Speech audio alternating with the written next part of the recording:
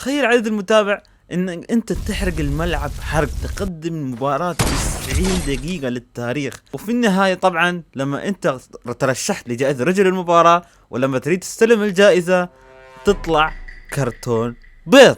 كرتون بيض. Hi, hello. Congratulations first of all. Thank you. فنحن موعودين بالضحك في هذا المقطع. راح نشوف اليوم اغرب جوائز رجل المباراة اللي شهدها التاريخ. اهلا وسهلا بكم يا اعزائي المتابعين. طبعا كثير منكم ما شافني من مدة طويلة جدا. اخر مقطع طويل نزلناه كان من عام الفيل. يا جماعة الخير نحن طولنا كثير جدا. طبعا انا لي فترة انزل مقاطع قصيرة، فاليوم راح نرجع ننزل مقاطع طويلة ان شاء الله باذن الله. ان شاء الله نلتزم. اتمنى اشتركوا ونكمل. طبعا احنا متعودين نشوف جائزة رجل المباراة اللي يحصل عليها يحصل على جائزة محترمة. إذا قدم أداء في دور الأبطال يحصل على هذه الجائزة، وإذا قدم مباراة جيدة في الدوري الإنجليزي يحصل على هالجائزة، وكذا في باقي الدوريات. ولكن اليوم طبعا في الماما أفريكا، حيث لاعب خط الوسط من نادي مملودي سان داون قدم مباراة رائعة وحصل على جائزة رجل المباراة بعد أداء كبير، والتي هي 5 جيجا بايت من الإنترنت مقدمة.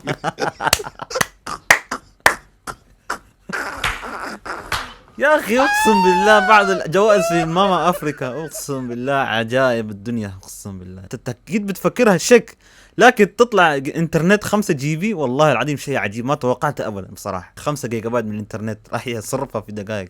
حتى في الدوري السوداني حصل شيء عجيب جدا، حيث حصل لاعبا ما قدم مباراه كبيره جدا. هذا اللاعب السوداني تم اعطائه علبه من زيت محرك سياره.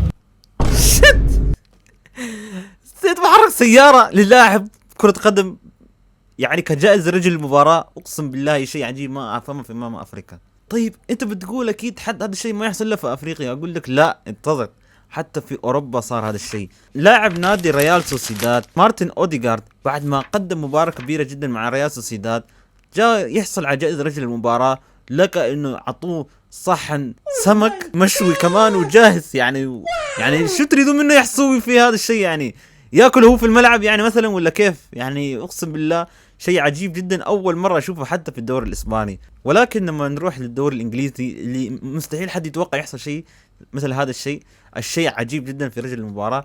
لكن حصل هذا مع اللاعب سعيد بن رحمة الجزائري لاعب نادي برينتفورد. بعد ما قدم مباراه كبيره ضد نادي فولهام تم اعطائه جائزه رجل المباراه اللي هي مثل ما واضح لكم في الكاراباو كاب، ولكن معاها جائزه كراش، لعبة كراش، لعبة سوني. يعني هذا شوف أكثر جائزة جميلة جدا يعني. وصراحة مين ما يرضى بلعبة سي دي بلاي ستيشن، يعني أحسن ولا شيء طبعا.